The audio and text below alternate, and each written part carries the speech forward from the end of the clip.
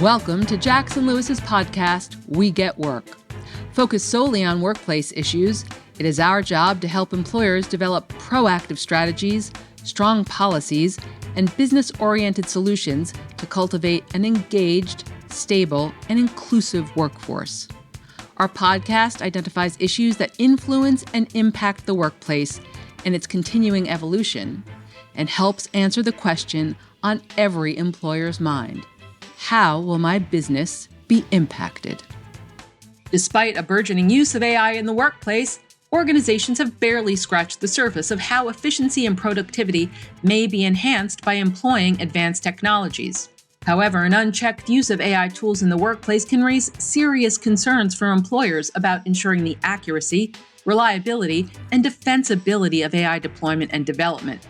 On this episode of our AI podcast series, We Get AI for Work, we surface and scrutinize AI risk factors recently reported in Fortune 500's businesses' SEC filings and their application beyond the Fortune 500, and how to enter this new business frontier safely and through proper policies and education, and emerge ahead of the game.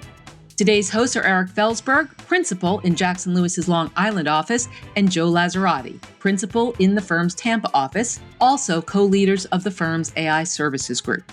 Eric and Joe, as AI continues to revolutionize the workplace by boosting productivity, fostering innovation, and providing valuable insights through data analysis, the question on everyone's mind today is, what are the potential risks of integrating such advanced technologies, and how does that impact my organization?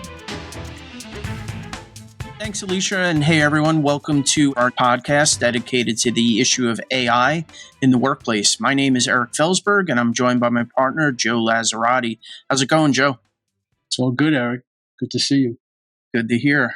So, Joe, we've all heard about the positive impact AI will have on workplace productivity and efficiency. It seems like every day we hear about a new technology that promises to streamline our work. And as a result, there's a lot of excitement and anticipation about how our work will evolve. But a lot of us have this nagging concern. I know I'm one of them, and I think you're the same, about the risks associated with the use of AI. Indeed, many are concerned about the unbridled use of AI tools in the workplace and how they may raise issues, including, but definitely not limited to, things like accuracy, reliability, explainability, and bias. Many in the industry, and that includes regulators, are focusing on identifying these issues and constructing methods for controlling these risks. Yeah, I think that's right, Eric. I mean, we recently posted on a trend. CIO Drive reported that there was an analysis done of Fortune 500 businesses and their identification of AI as a potential risk factor in their SEC filings. And it's been really a pretty interesting development. It's certainly a sign of the times as businesses are trying to manage this balancing act of risk and reward when it comes to AI deployment and development.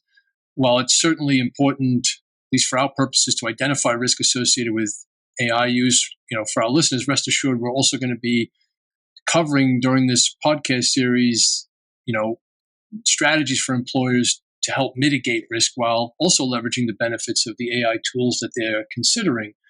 But with that in mind, we're always thinking, what's an employer to do? How do we best serve our clients? And certainly, again, risk management is key, as illustrated by these SEC filings. But of course, it's not only for the Fortune 500, right? And just as an aside, to kind of put some perspective on this, there was an interesting data point that was noted in the Arise AI, which is the organization that actually dove into these SEC filings. And that data point says when they look back at, in 2012, there was a similar surge in SEC filings, citing a particular business risk, something you all may have heard of, cyber risk, right?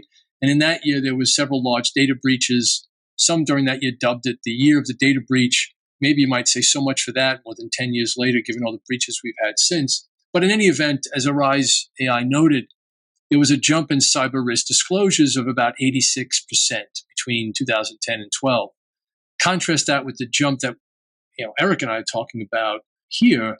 The jump in AI risk reported in SEC filings between 2022 and 24 was 473%. So really, quite a difference there. And so kind of putting some structure around the use of AI in any organization increased governance, right, over that process is really critical from what we're seeing and what we're talking to clients about. And again, not only for the Fortune 500, but it of course does require, some thought, some investment of time, and the considerations around governance can be lengthy depending on what you're looking to accomplish. So, for example, some of the things that we're seeing and encountering is who in the organization is going to lead the effort, right? Is it one person? Is it a group? From what areas of expertise? What level of institutional knowledge do we want that person to have? I know I'm finding that some organizations are realizing that they need more input from persons other than IT, and maybe forming committees. I don't know, Eric, are you seeing that kind of thinking around this issue of governance? Yeah, no, absolutely. And I think the considerations that we're discussing now very well may require more than just IT professionals, right? Think about stakeholders from HR, legal, compliance, and others. They may all need to play a role depending on kind of how the particular organization is leveraging the AI technology. Yeah, and so when you go past that, right, when you think about, okay, who's going to govern it, you say, well, what if we, as many folks in human resources are used to doing, what if we engage a third party to help, right? So then you say, well, what questions do we ask them? What issues do we cover in the agreement? I know we've collaborated on several vendor agreements dealing with these issues on a whole range of areas of those agreements. Notably, how do we deal with liability? Can we shift some of that liability? It's worth noting that in the Arise report, there were 4 main categories of risk that Fortune 500 companies identified. How will AI affect our competitive environment? Some general harms, right? Bias, reputational risk, ethical claims, maybe civil rights issues. Regulatory risk, right? It's always a concern, and also security, data security. All of these can come into play when dealing with vendors. So regulatory risk and data security can be pretty significant there. Other issues in terms of governance, right? Organizations also want to know, how do we measure success? You embark on this mission, say we gotta use AI somehow, right? So how do we know if we're being successful with it? Who's authorized to use it, and are they using AI tools? They're using generative AI. Under what circumstances? How do we train the tool? How do we train employees to use the tools or applications that the company decides to deploy?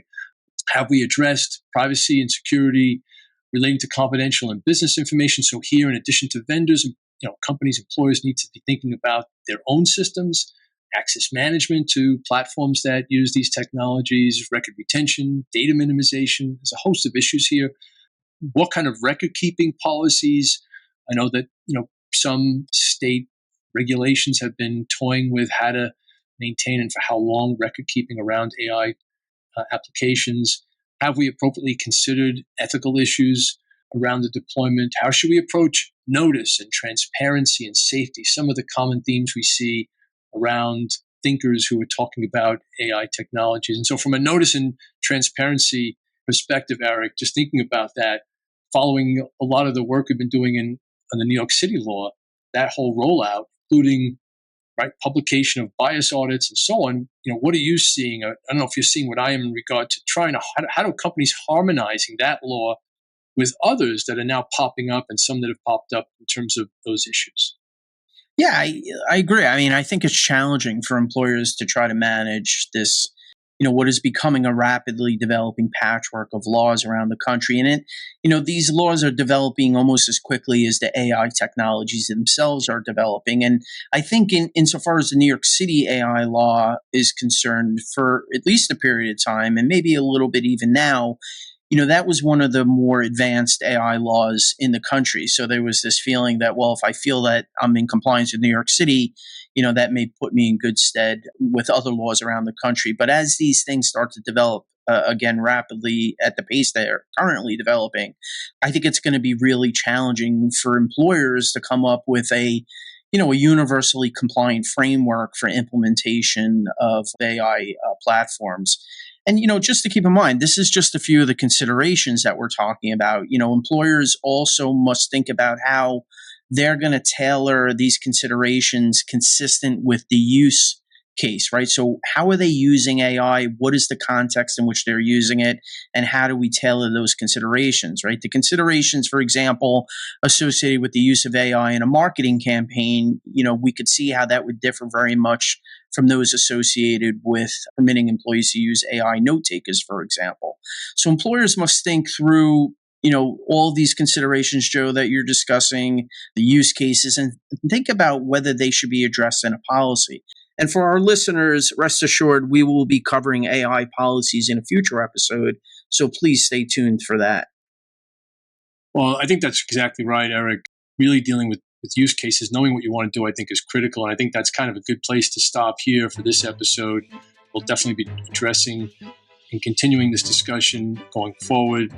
Again, as we mentioned at the announcement of this series that we're doing, if you'd like to hear about a particular topic or if you'd like to participate in an episode, we'd love to have you. We'd love to hear what you're interested in. So please email us at ai@jacksonlewis.com, ai@jacksonlewis.com. And thanks for listening.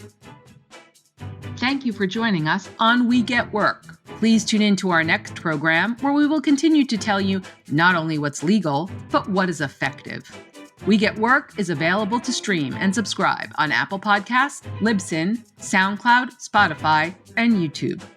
For more information on today's topic, our presenters, and other Jackson Lewis resources, visit jacksonlewis.com. As a reminder, this material is provided for informational purposes only.